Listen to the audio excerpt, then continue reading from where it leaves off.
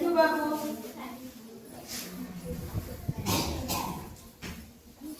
तो बोर्ड पर, black board पर जो क्वेश्चन दिया हुआ है कोई बाहर से नहीं दिया हुआ है, तुम लोग के बुक से दिया गया है। तुम लोग को पढ़ाया हुआ है कि नहीं इससे हमें कोई मतलब नहीं, लेकिन मैं जो पढ़ा दी हूँ वही दिया हुआ है। कौन ऐसे बच्चे हैं और कौन ऐसी बच्चियां हैं जो इसको बना सकती है? थोड़ा सा आ जाओ, डर भय का कोई नाम नहीं। अगर बना सकती है तो आ जाओ।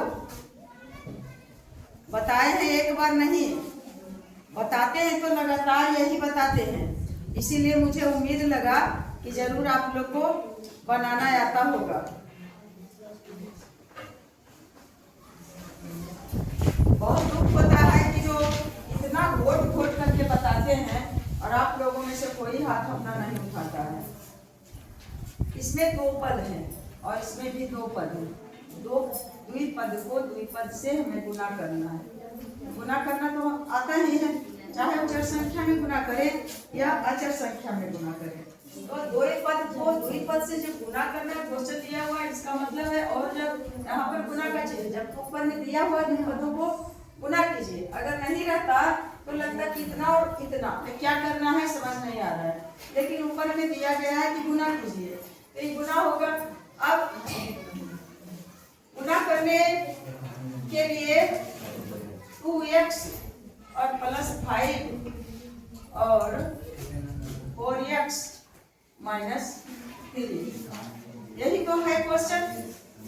इस क्वेश्चन में चाहे दो पद का रहे, 3 पद का रहे या 4 पद का रहे, कितने ही पद का क्यों ना हो, पहले हम एक पद से गुना कर लेंगे। तो यहाँ से शुरू करते हैं। पहला पद में है 2x, तो 2x लिख लिए और गुना करना है इधर दूसरा पद जो है, चाहे कितने द्विपदी रहे, त्रिपदी रहे, कुछ रहे, तो 2x में गुना कर लेते हैं पहले ये दोनों पद का। 4x -3 का क्या किए, पहले पद का हम ले लिए 2x और गुना कर दिए इन दोनों पदों से। यहाँ लिख दिए, इसका मतलब है कि 2x में 4x से भी गुना कर लिए है, करना है, और 2x में 3 का भी गुना करना है, लेकिन दोनों पद का गुना करना है। इस पद का तो हम तमाम कर दिए, बाकी बच रहा है कितना, +5, तो +5 लिख लिए और +5 में फिर तो दोनों पदों से, पहला पद का भी दोनों पदों से, दूसरा पद का भी दोनों पदों से, और अगर पद रहता तो उसका भी दोनों पदों से। तो 5 में गुना करना है 4x और -3 का। बताओ तो अब याद आया है कि बताए हैं कि नहीं? इस तरह से अब गुना कर रहे हैं। यहाँ कोई चिन्ह नहीं है, चिन्ह नहीं है तो गुना है, यहाँ कोई चिन्ह नहीं है तो गुना है, तो गुना कर लेंगे।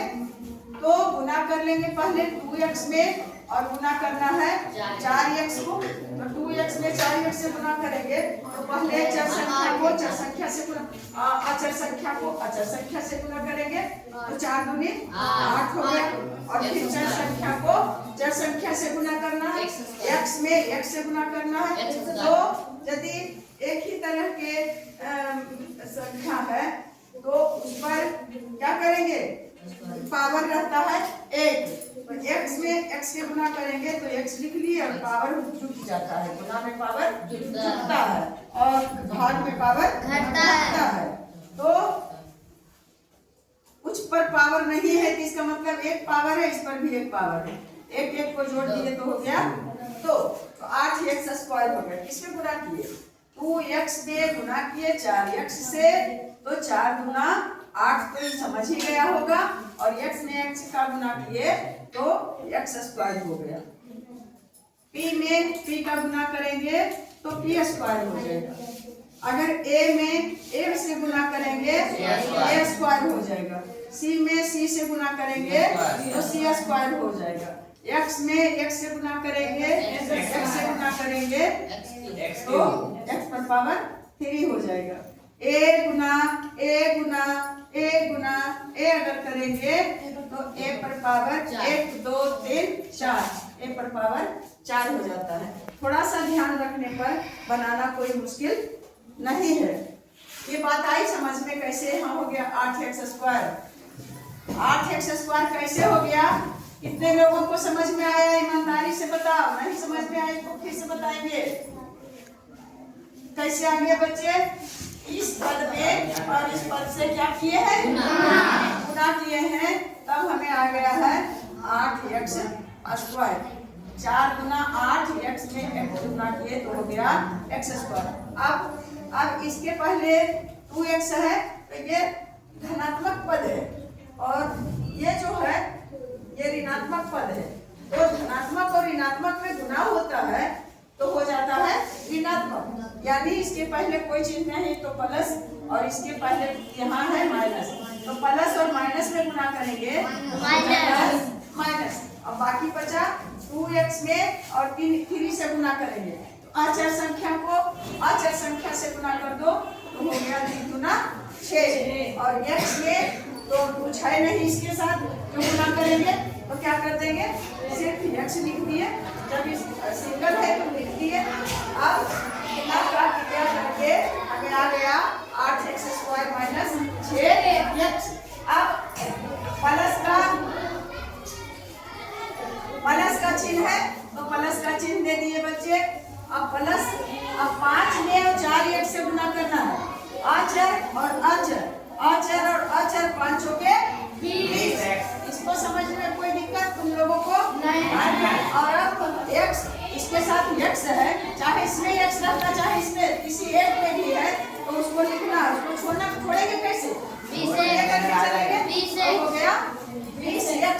और अब यहाँ प्लस है और यहाँ माइनस।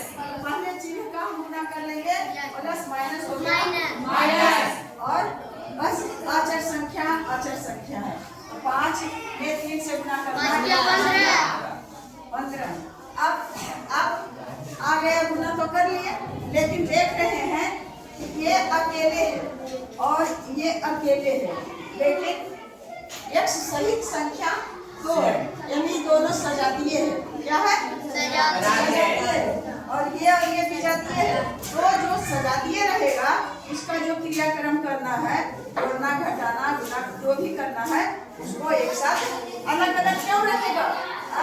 तो 8x स्क्वायर को लिख लिए 8x स्क्वायर और 6x है और 20x है। एक माइनस 6x है और एक प्लस 20x है। तो एक माइनस में और एक प्लस में तब तो क्रिया होता है माने घटता है।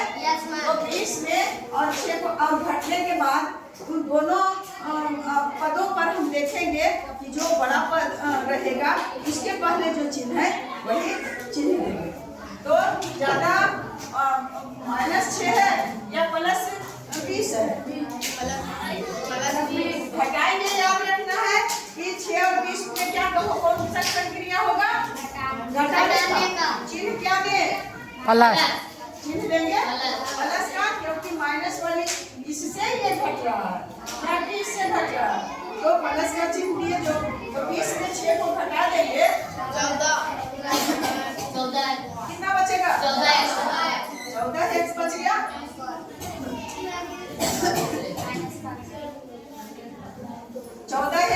और माइनस 15। अब इसको कहीं से भी कुछ सुधारा नहीं जा सकता है। अब अलग अलग पद हैं, एकदम संभाल करके लिख लिए। अब तुम लोग बाबू बताओ, बताए थे कभी कि नहीं बताए थे? तो क्यों नहीं उसको टिकाऊ क्यों नहीं बनाता है? जो समझता है उसको टिकाऊ बनाना चाहिए और आ करके बताने में कोई बात नहीं, डरने की कोई बात नहीं। बेझिझक आकर के यहाँ बताना चाहिए ताकि तुम्हारा हिचक कभी से दूर रहे। तुम लोग में से बताओ पहले समझेगी क्या? जब पढ़ाते हैं तो अलग अलग काम में लगे रहती है। तो कितने लोग समझे हैं? हाथ उठाओ। तुम क्या समझेगा? तुम तो दूसरा काम कर रहा है, तुम तो दूसरा काम में लगा हुआ है। मैं नहीं देख रही है ये हाथ काहे उठाता है? हाथ नीचे रखो। तुम समझने के लिए बहुत बहुत धन्यवाद बाबू।